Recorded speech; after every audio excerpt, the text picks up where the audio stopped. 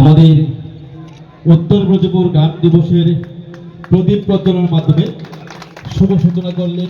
গ্রাম দিবসের অনুষ্ঠানে এই দিবস পালনের তাৎপর্য তুলে ধরেন জিষ্ণু দেববর্মন।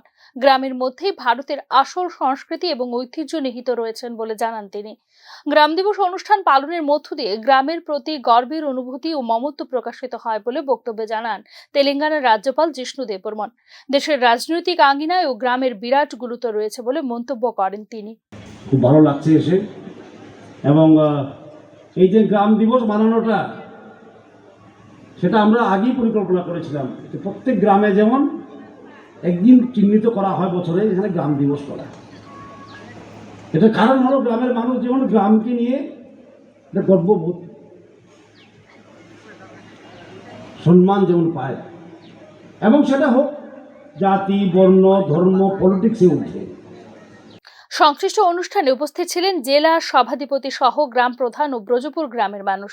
সরকারের এই পরিকল্পনা বাস্তবায়নের মধ্য দিয়ে গ্রামের প্রতি মানুষের টান আরও বৃদ্ধি পাবে বলে অনুষ্ঠানে জানান রাজ্যপাল জিষ্ণু দেববর্মন।